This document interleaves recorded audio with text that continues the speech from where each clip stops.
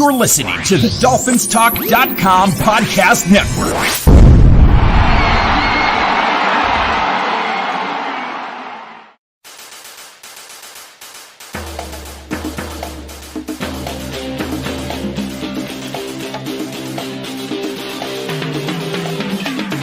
You're listening to DolphinsTalk.com daily, the most listened to daily Miami Dolphins podcast on the internet. Come on, Dolphins fans. Time to fins up.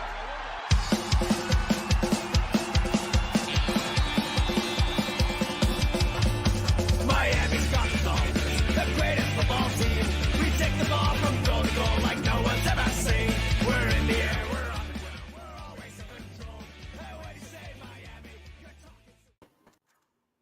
Good evening, Miami Dolphins fans, and thank you for listening to the post-game wrap-up show brought to you by BetUS.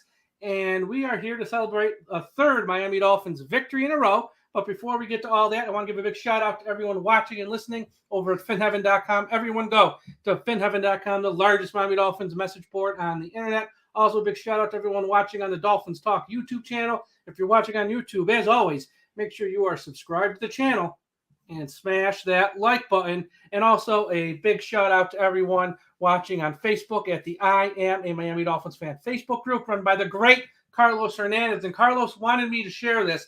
Facebook now has a new alert. So everyone go, if you're watching on Facebook Live, make sure to hit the bell icon so you get notified anytime we here at our website have a live show on their Facebook group. So hit the bell icon so you get the notification when a show goes live. You don't want to miss any of the DolphinsTalk.com live programming we have here at the website. So with that all out of the way, Tom, third win in a row. Look, it wasn't pretty. These two teams both stink on toast. There's no nice way to say it. But at the end of the day, Miami won. That's all that matters. And, well, that's all that matters, really. And, you know, they're trying to salvage and look respectable here in a season that's not going well. 4-7 now. And, you know, maybe they can end the season close to around a 500, look somewhat respectable after the 1-7 start. But a win's a win, and you never apologize for a win this year. So, Tom, what are your thoughts? Well, you know, it starts and ends with, you know, the team as a whole played a good game. You know, outside of the one bad throw in this game from Tua, which we talk about constantly, that he has that one bad throw that could really change the outcome of a game. But overall, I thought he played well. You know, hit 80% of his passes, a couple touchdowns, and that last drive to really end and seal that game was a thing of beauty. The way they were able to continue to move the clock. I thought the defense was not to what they were against Baltimore. It wasn't good today, the defense. It wasn't good. Byron Jones did not have a good game. And they all said it too after the game when they met with the media after the game. Every player on defense who spoke to the media said it. We were not good today. And It's one of those things, I think, if they were playing any other team in the league, they probably would have lost. But they weren't. They were playing the Jets, so they won. And that's all that matters. But so it all boils down to the fact that they got the W. There was a lot of good in this game, I think, from an offensive perspective. Hey, they ran the ball, Mike. They ran the freaking football, which made me happy. It really turned the game around once that running game started going in the right direction. It was good to see Duke Johnson get some touches. But like you said, a win is a win, and the Dolphins have 3 of them in a row now. And we are looking at the next 4 weeks. All right, so there's a bye week in between here, but we have the Panthers, the Giants, a bye week, and the Jets again at home. This is a pivotal stretch for the Miami Dolphins. And like you said, a respectable record is great, but as you can see from the way this AFC is shaking out so far this year, it is really close all up and down the AFC at this point. All the records are really sandwiched together. There's no clear favorites. With the way teams have played, just like the Bills got shellacked by the Indianapolis Colts, the Titans lost to the Texans. I mean, there's so much parity in this season that nothing is for sure yet. One thing we do know is the Dolphins have to keep winning football games. That's clear as day what has to happen. And there's a lot of, winnable games on the docket, but the Dolphins have to put it together from start to finish. In every game, it seems like they've been winning. Outside the Baltimore game, but every game at this point on this 3-game winning streak just looks like it's just laboring along. But the one thing we also know, Mike, before we get into the game itself, is Brian Flores coached teams his first 2 years and now going into this year. The Dolphins' last 9 games in his first year, they finished 5-4. Last year, their last 9 games, they finished 7-2. And this year, they're off to a 3-0 start. So they are continuing the same trend of being a second half team when it comes to winning football games. They have to put it together, at the beginning of the season, but the fact that they are continuously winning as we get deeper into the season, it's crazy to watch, especially after the first 8 games. But what do you think? What were your thoughts? It's great that he's good at the end of the year, but the one trend is that they haven't made the playoffs once ever with him as head coach. So it's like, I don't really care at this point. I mean, this season, I know fans want to hold out hope, and I get it. This win today took them from a 1% chance of making the playoffs to 4%. It did literally nothing. They're not making the playoffs. They have 0 chance of making the playoffs. Oh, I say they have 0 chance. By the numbers, they have a 4% chance. This offense, yes, they beat the Jets, they beat Houston, and they beat a Ravens team because they caught the Ravens on a short week on a bad day. God bless them. I'm not knocking the wins. They're wins. But this upcoming week against the Panthers, Cam Newton today was 21 of 27. Okay, Christian McCaffrey's healthy.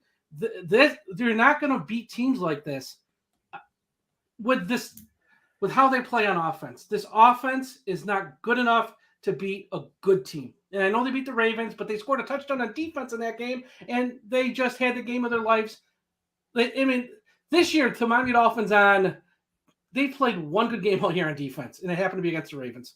Because I can't call what they did today against a third-string quarterback in Joe Flacco, who's been with the team for a month, a good performance, because it wasn't. Look, the Jets heading into this game gave up 54, 31, 45, and 45. They are historically one of the worst defenses in the league. And Miami went into the fourth quarter tied at 14. I'm happy they won. They made plays late to win. Tua showed us a little something, made some plays to win. It's positive. I get it. I don't want to be the cloud hanging over this, but if people are holding out hope that they're going to make the playoffs, you're just lying to yourselves, and you're setting yourselves up once again to be heartbroken. It's like Charlie Brown with, what's the girl's name? Lucy with the ball. Every time he goes to kick it, you're just setting yourself to be. They're not making the playoffs this year. They're just not good enough. And everyone looks at these games like the Jets game. They beat the Jets today by 7. It's no sure thing they're going to beat the Jets when they get down to Hard Rock Stadium. The Panthers are pretty good. The Giants have looked okay some weeks. These are going to be dogfights of games. And I'm happy they've won 3 in a row. But reality check time, back to planet Earth, since we don't own our pick, you might as well win these games because there's no reason to really lose or anything. And as I said with Ian the other night, it's not even a case where you can root for them to lose and hope that the head coach gets fired, because I think the head coach, A, he's probably going to stay. Same with the general manager. And B, I think if they are run out of town, it's not going to be because of wins and losses. It's going to be because of missed picks in the draft, mishandling of the quarterback position. It's going to be because of that, not because of wins and losses. So there's really no reason today or this year to root for them to lose. So I'm happy they're winning, but they're not. I mean, they don't own tiebreakers over the Raiders. They don't own tiebreakers over the Colts. They got killed by the Bills twice, who are now, tied for first place, technically in second somehow if you go by tiebreaker. I mean, they're not going to pass this amount of teams. So it's nice they're winning. These wins aren't pretty. We all understand that, because this game today was, I think Josh said it here from our website, bowling shoe ugly. And boy, was this bowling shoe ugly, because it really, 14-14 heading into the final quarter against a team that is historically bad on defense. And it's frustrating at times to watch. The offense looked a little more competent, but I'm not sure if it's because of them or because of the opponent. And on defense, they had 10 days to prepare for a third-string quarterback, and they looked worse than they did against Lamar Jackson. Head-scratching. It makes 0 sense. Honestly, it makes 0 sense. Nothing this year makes sense. Nothing makes sense this year. Hey, listen, as a bowler, I'm offended by Josh's comments, and I'm going to report him on Twitter. Ridiculous. Turn him into the PBA police. I'm going to turn him into the bowling police. I have really nice shoes. Anyway, let's get into the game. I think he's more referring to the ones from like the 70s and alley? 80s with the red, green, yellow, blue. They're still red. They're still red in. They still are making those. Oh man, yeah. See, I haven't gone bowling in years. I have no idea. Yeah, I go bowling every. You're a good bowler. That's what. Fun fact about Tom Ernest: hell of a bowler. He's a hell of a bowler. Thank you. Yes, my last 2 weeks, a 727 series and a 780 series. See? Do the math. I don't know I don't know a whole lot about bowling, but I know that's really good. So I know those numbers are good. I know that much. All right, let's get into the game. The Dolphins. If you want to bet on, we can probably go to Bet US and bet on Tom Ernest bowling. Hey, listen. I would be probably a plus 600 on a regular season. Okay? There you go. And you could probably bet on bowling on Bet US, by the way. Let's get into the game. Let's see. The Dolphins open up the game with the football, go 11 plays, 83 yards, almost 6 minutes off the clock, ending in a 1-yard Jalen Waddle touchdown run. A very nice drive. And what I liked, again, Mike, we talk about it pretty much every game. The scripts at the beginning of the game worked to perfection. They ran a lot of no huddle on this drive. Nice, crisp passing from Tua Tagovailoa. They got the run game going a little bit on that drive. And they end up punching it into the end zone to take a 7-0 lead. The Jets go 6 plays, 23 yards, and then punt, and the Dolphins get the ball back. And on the third play, on 3rd and 5, Tua's pass sailed over the head of Jalen Waddle into the waiting hands of Davis for the Jets, and he picked it off. It looked like the throw, he was hurried and he launched it, and it was just not a good throw from Tua. Where he would have hit Waddle if it was about 5 yards lower in the air. But overall, again, one of those plays that, he looks at it and he's like, damn, why did I throw it? It's just another mistake by a young quarterback. Yeah. And the thing that drives me nuts about his interceptions is they all lead directly to the opponent scoring. Yep. Like every time. The two interceptions against Atlanta. One was in the end zone. Atlanta raced down the field and kicked a field goal right before halftime. If they had a few more minutes, they probably would score a touchdown on that drive because they scored on like every possession after the series. And then later in the game, we threw the interception. Atlanta ran it back and they ended up scoring a touchdown. It led right to points. And I know I don't want to get into that game again because it's old now, that game. But that was the reason they lost that game to Atlanta. Everyone points to, well, they had the lead late. Yeah, if he doesn't give them 10 points, the lead would have been larger and the defense couldn't have screwed it up. Those interceptions led straight to Atlanta points. That's why they lost that game. And here they won, so it is what it is. But his interception leads right to points for the opponents. And that's what's just so killing about his mistakes. It's not that he makes a ton of mistakes, although we are now seeing a trend of at least one per game. It's not that he makes a ton of them. It's just they lead straight to the points for the opponents, which is for a team that's bad, like we are this year. We're 4-7. That's just a lot to overcome most weeks.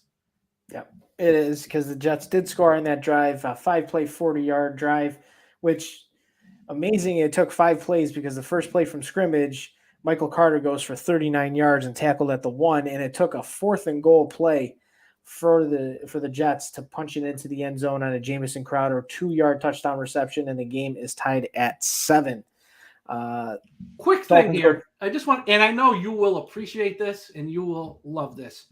I made this point online in this game today. Michael Carter got hurt in this game. Up until his injury, he was playing very well. Michael Carter and the Jets' offensive line is just as bad as Miami's. Let's not lie to ourselves here.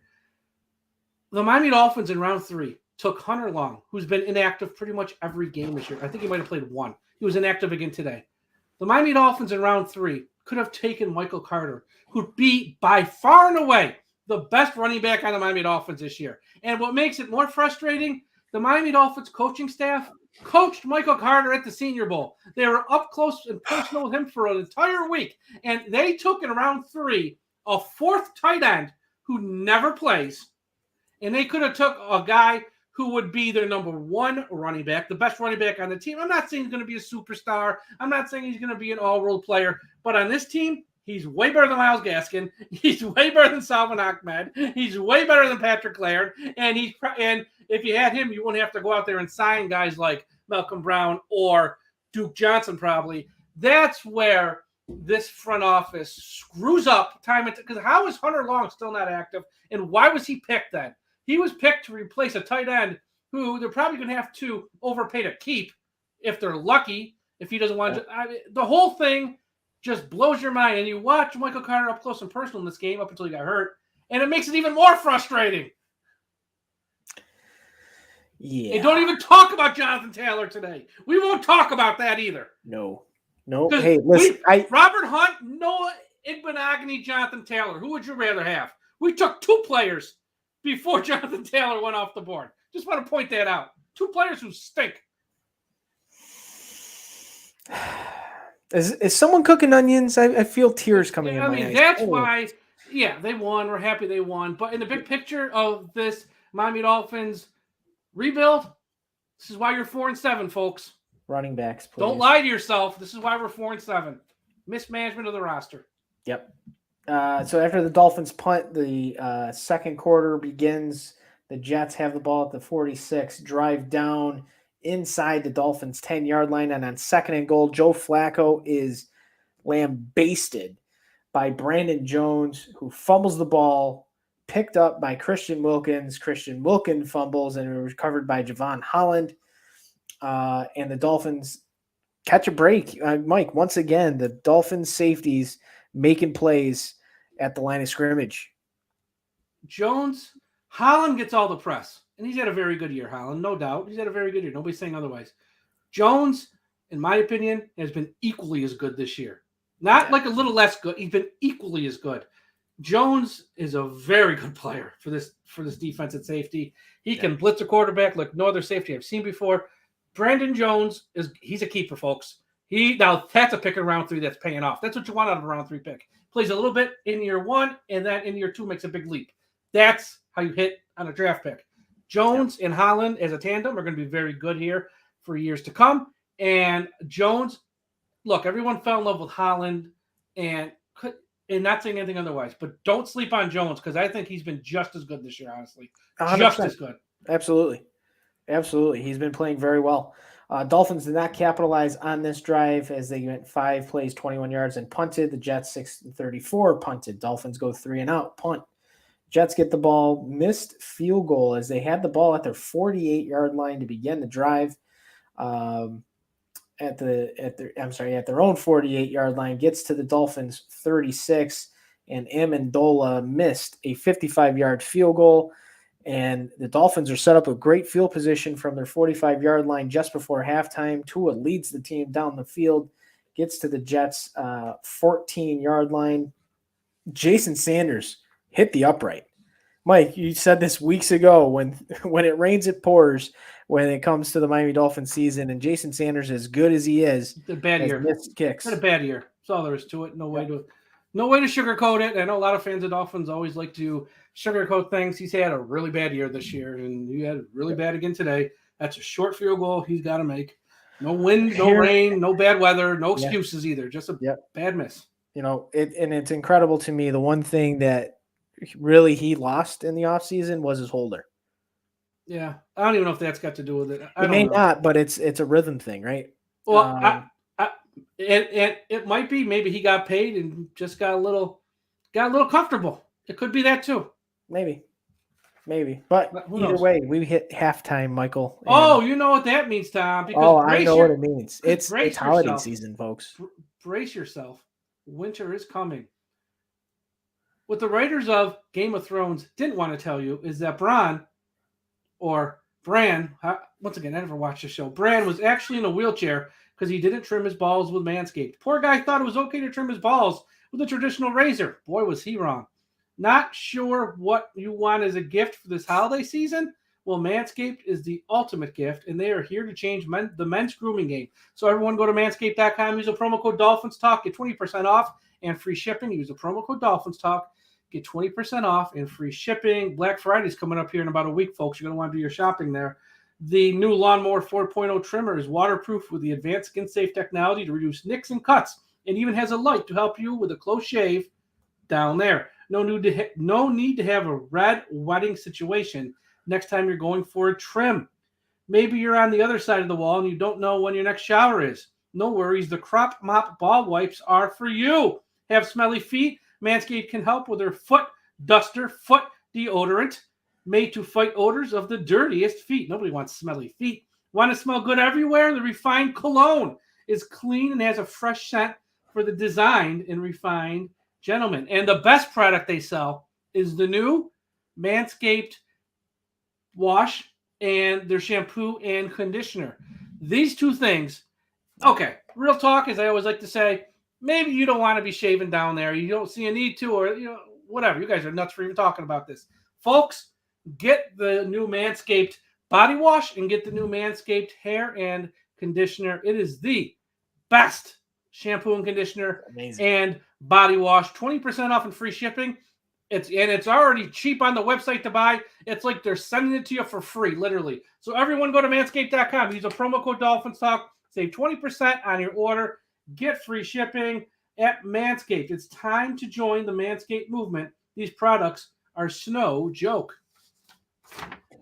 Guys, sports betting season is upon us.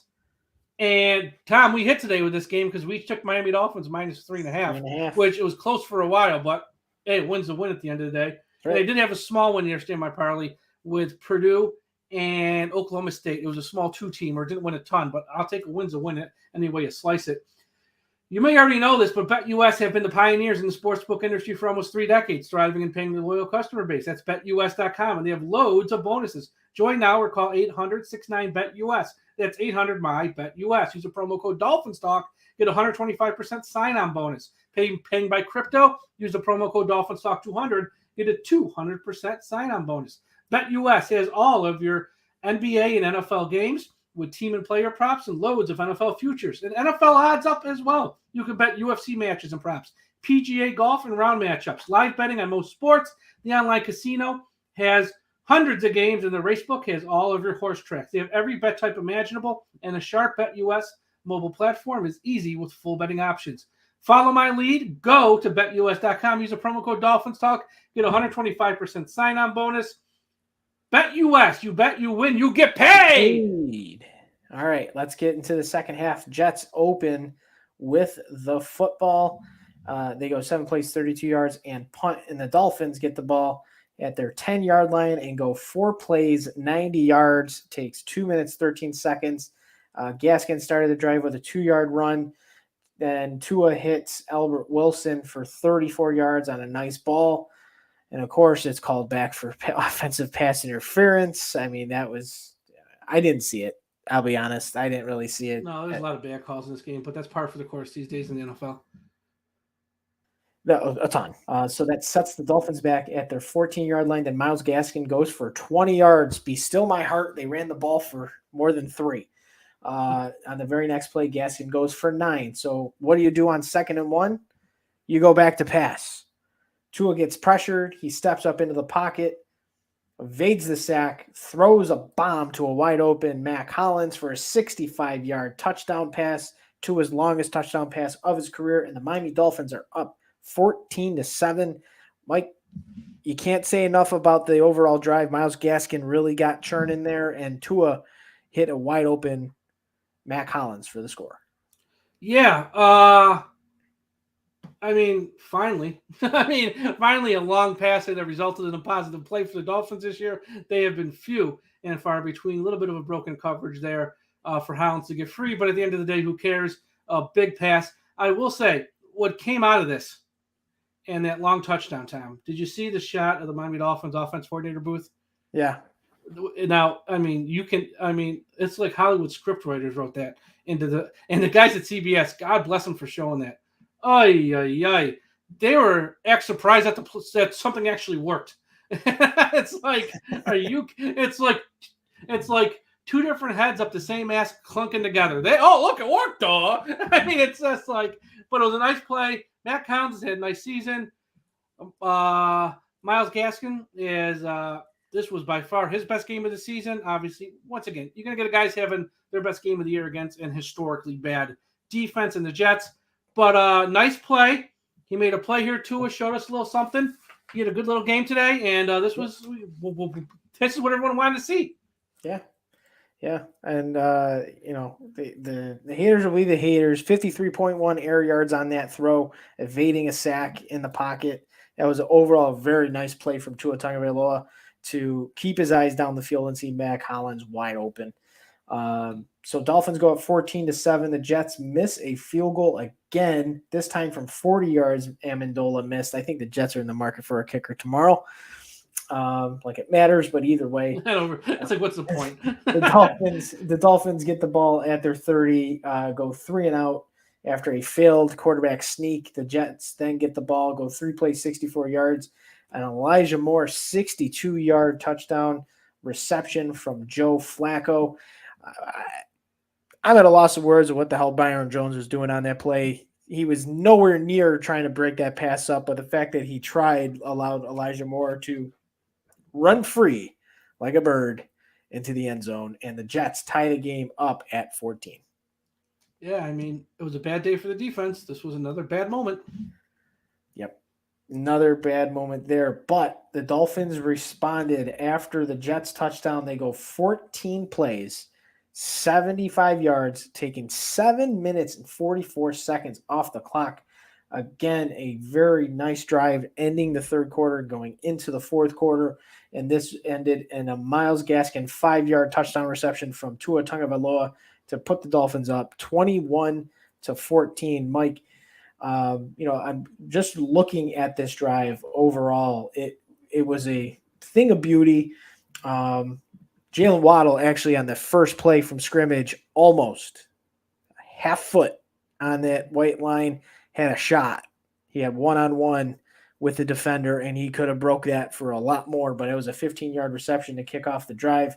Gaskin got thrown back for 3. Then he picks up 6, 3rd and 7. Tua hits Jalen Waddle for 8 yards, a beautiful dime pass there near the sideline, picking up the first down. After that, Patrick Laird picks up 4 yards. Then on 2nd and 6 to open the fourth quarter, a double lateral to open up Albert Wilson to Jalen Waddle, back to Tua. Then Tua hits Durham Smythe for 18 yards. Really nice play design right there. For the first down from the 27, Tua to Durham Smythe again for 8 yards. Tua hits Albert Wilson for a yard. 3rd and 1. Tua passes to Mac Hollins for 7. Gesicki on the next play for 6. Then we get into the little wildcat. So Gaskin goes nowhere. 3rd and 4. Tua gets hit after he throws incomplete to Myles Gaskin, and it was a roughing the passer penalty to give the Dolphins 1st and goal from the 2, and it took till 3rd and goal for Myles Gaskin to get that touchdown. Again, 14-play drive, almost took 7 minutes and 45 seconds off the clock. Brilliant drive for the Miami Dolphins to really help extend their lead. Yeah, and it gave the other side of the ball a little bit of a rest, which they usually don't get in these games. So, and that was mentioned after the game too by Xavier Howard. He goes, "We finally got a break in one of these games because we're on the field all the time." So don't think this stuff is not. It goes unnoticed. It goes very much noticed. So to have a long drive like that late in the game where you can rest your defense and let them sort of catch their breath, it hasn't happened often this year for Miami. It happened today. Yep. And after the Jets go 3 and out, and that drive ended on a Flacco sack from Jalen Phillips with his first, I believe it's his first non-half sack of the season.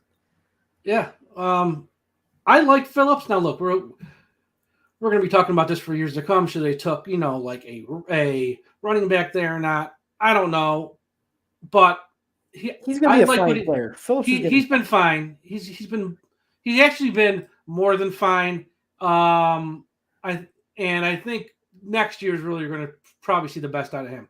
I think he's probably 1 year away. But he's a very good player as well. Now, you mentioned the defense catching a rest, right? So we just got in the fourth quarter. The Dolphins finish a nice scoring drive. The Jets got it with 10:15 left. They're off the field at 8:58. So what do the Dolphins do on their next drive? Well, they go 12 plays, 45 yards. that took 6 minutes and 53 seconds off the clock. Now, this is the one The that end I of the talked game, about essentially.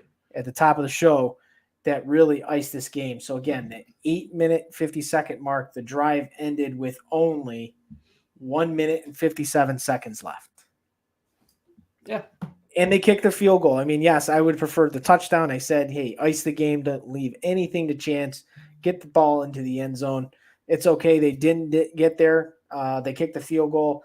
The Jets got a field goal on their next possession, and the Dolphins recovered the onside kick, take a knee, and get out of the Meadowlands with a 24-17 victory over the stinking New York Jets.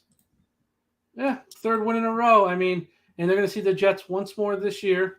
So, but that game, I'm guessing it won't be Flacco. I would probably Be guess Zach Wilson. Guessing it'll be Zach Wilson that game, so that's going to be a little bit more interesting, if anything else. I thought Joe Flacco actually played pretty decent, for a guy who's only been on the team a month. I know he was there last year, but this is a whole new staff, whole new offense. Not the same team that was there last year. Yeah. For only being there a month, 291 yards, 2 touchdowns, no interceptions for Flacco. I thought he played well today, actually. I really did. I would love to sit here and crack some jokes. You can't. He actually played a good game today. I thought the Jets overall played good. Moore had 141 yards, receiving 1 touchdown. Michael Carter averaged 7 yards a carry on the ground up until when he got hurt. The Jets, I know they're bad. And they're probably going to have the number 1 pick of the entire draft. Well, they're going to be up there with Jacksonville. A lot of top 10 picks because Seattle stinks too. Yeah, so, I think they got 3 picks. No, they have 2 picks in round 1, 2 picks in round. They have like 6 or 7 picks in the first 3 rounds next year. They're loaded with picks. I don't know if they're going to be any good because I think it really just comes down to the quarterback, as we've seen. But they fought today, and they hung in there. Not that Miami's all that great, because we're not. But give the Jets credit. The past month, they've been miserable. They've given up a zillion points, and they've gotten blown out, except for the Cincinnati game, every time. Today, they hung in there and fought. So I love to crack on them, but they played well today. I mean, they played just as well as Miami, honestly. 1 or 2 plays was the only difference in this game. Yep. Let's go through the stats. The Dolphins had 20 first downs in the game. The Jets with 18. Third down efficiency, Dolphins were 8 for 14. One thing, Mike, that I will say, the trend of third down efficiency has been very good with Tua versus Brissett, which wasn't very good at all. So converting on third downs, I believe I saw the stat, they were 13th in the NFL in converting third downs this year. So that's something they struggled with, I don't know how many years, just like the offensive line. You lose count after a while. The Jets were 7 of 14 on third down, also 1 for 1 on fourth down. Dolphins ran 67 plays for 388 yards. The Jets, 59 plays at 380 yards. They averaged 6.4 yards per play. The Dolphins at 5.8. Tua Tagovailoa, 27 of 34, 273, 2 touchdowns, 1 interception, and 8-yard per pass average.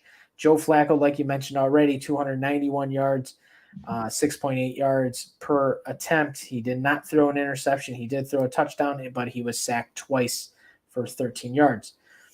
Rushing attempts, the Jets, I think they got away from it because of the loss of Michael Carter, but they had 18 carries for 102 yards and a 5.7 yards per carry average. The Dolphins ran the ball 33 times. All right, 33 times for 115 yards, 3.5 average. Red zone efficiency, that's where the money is made. The Jets were 1 for 4 inside the red zone. The Dolphins were 2 for 4. Penalties, 8 for 62 for the Miami Dolphins, 7 for 48 for the Jets. Each team turned the ball over once. And time of possession, Dolphins 33 minutes, 35 seconds to the Jets 26-25. Mike, it's time to give out game balls. Who is getting your game ball today? Got to give it to Myles Gaskin. Myles Gaskin ran the ball 23 times for 89 yards, caught a touchdown pass as well. Thought he really was the guy who was the glue today for the offense. He brought some balance to this offense, which it hasn't had pretty much all year. So I'll give it to Myles Gaskin. You can't argue with that. He had a solid day, like you said. I'm going to go with Jalen Waddle.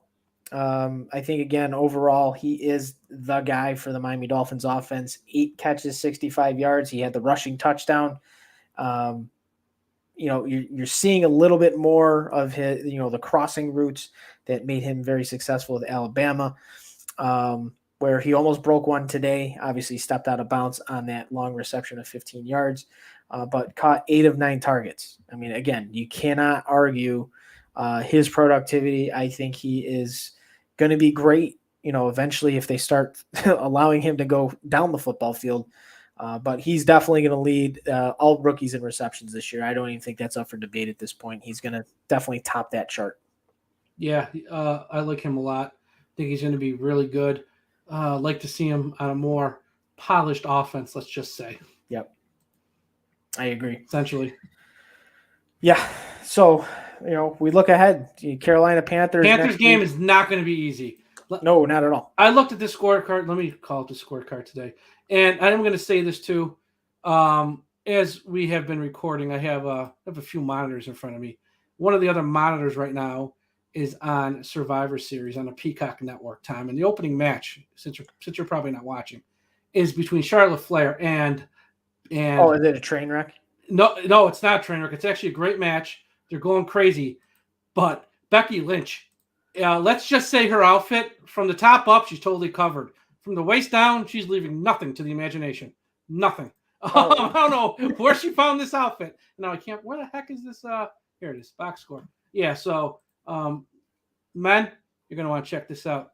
Oh, and it looks like the match just ended. Oh, this thing is. Oh man, this is gonna be good. Okay, I know people don't care about this stuff. That's not why you're tuning in. So, Panthers. Cam Newton, 21-27, 2 touchdowns, 189. Christian McCaffrey, 7 receptions, 60 yards, touchdown, ran for 59. He had over 100 all-purpose yards. DJ Moore is going to give fits to both Jones and Howard. The Panthers and Newton, his entrance. Look, I am not a Cam Newton fan. I can't stand the guy, honestly. His entrance prior to this home game was something like out of wrestling. It was built that way, and it was amazing. Now, obviously, this game will be in Hard Rock Stadium. And I just think the Panthers, and who it might be a situation where they are built to sort of play Miami tougher, because they are very good on defense, and I think that's going to cause fits for the offense. And on the other side of the ball, their team is going to put up a few points. So that's going to be an interesting one next week to watch. I don't know. I'm going to be interested what the point spread is. Is the point spread out? I bet you it is. It may be. Hold on. Let me find out. We are not. So the ending of that match was actually very creative. I'll say that for those of you who are now paying attention to this. It was a creative ending to save, so they each save face, and they're probably going to have a big rematch soon. Let's see. Carolina is a 1-point favorite at Miami. Okay. They open up at 1, and one of the sports books now has it even. So it's about an even game, which makes sense, honestly. I think that's a fair line. That's a fair point spread. Did you see what one of the players for the Jets said after the game? No. This whiny little bitch. He said, I got to get this quote. I never even heard of this guy. John Franklin Myers for the Jets said that Tua beat the Jets by throwing up prayers, and sometimes prayers are answered. Look, I am very down the middle of the road when it comes to Tua. When he does good, I say he does good. When he does bad, I don't, lie to myself like a lot of fans of the Dolphins do. Tua was fine today. You're supposed to play good against a bad team. He played good against a bad team. You can't knock Tua. One bad pass, you can live with that, I guess. So if there was a way to knock him, I would be honest and knock him. There's not a way to knock him. He played fine. And that's what he's supposed to do. This guy for the Jets, shut up. Shut up. Nobody wants to hear from you. You're 2-8. You stink. Nobody's even heard you as a player. Don't be knocking Tua because he beat you today. Okay? If Tua's so bad, then you should have beat him, or you shouldn't have gave up 24 points to him. Okay? So pipe down, go home, have some pumpkin pie, and shut your stupid mouth. Oh, wait. Him with the 3 tackles in this game. He made a huge impact. I never even heard this game. I never even heard of him until this quote. Never even heard of him. Okay? Never even heard of him. So, Tom, as we wrap up here, the big question that's on everyone's mind, and we haven't talked about this in many weeks, is, after these post-game shows used to, when the team was winning more. We'd have some fun. What you eat today? I don't care what you ate today. I want to know what's on the menu for Thursday for Thanksgiving. What's going on now? Will you be hosting at your house, or will you be going to family's house? That's first question. Second question: what's on the Thanksgiving menu wherever you're eating at with the Ernest family? Let's just say. Okay. So we are hosting at my house. Your poor wife. I was overruled on food. You wanted to probably put it in like a smoker or something, right? And she said no. See, you're like my brother at this point. I know you so well. No, and I know your wife even better. So no, we're doing we're doing chicken French. Really? Yeah. You guys aren't doing turkey? No. No. I thought you'd at least make it in the oven. No turkey though. No turkey. Wow. No turkey. Yeah, I know. It's a tradition broken for me. But either way, it's going to be great. Chicken French. Yeah. No, look, I love chicken French. French is. Oh, it's great. It's phenomenal. I'll tell you who makes a very good chicken French, actually. Wegmans. In their prepared food. It's actually very good there. Yeah. It's very good. Yeah, it was for sure. Oh, all right. Hey, real quick, before we get back onto the food topic, John Franklin Myers was saying that about Tua because he got the roughing the passer penalty that had set up the Dolphins touchdown. Okay. So he's a bitch because he did a stupid It was a play. bad call. It was, but who cares? Who cares? Dolphins scored a touchdown. Exactly. Thank you. Thank you. Stop you him. Bum. No excuses. That's what I always like to say. No excuses, because there is no excuses in the NFL. That's what fans of Dolphins don't understand. And in these games, fans of Dolphins, I always say they'd rather climb a tree and lie to themselves than just stand on the ground and admit the truth. You can be a fan of this team and still be critical at times when things don't go well. This game, like I said, the first 3 quarters, the Dolphins looked really bad. They really did look bad outside of a couple plays. So, and it's okay to say that the team looked bad. Don't lie to yourselves and go through mental gymnastics to twist yourself in a pretzel to come up with a theory of why it's really not that bad. No, sometimes it's bad and you can announce it. That guy is making excuses because his team stinks and they lost to another team that stinks. And I'd be embarrassed too if I played for the Jets. And I'm very disappointed too in Rex Ryan. Rex Ryan last week had, quotes of the week, calling out Rob Saleh, telling him he's trash. I never came in, typical Rex. That's the little part of Rex I like. That was all last week.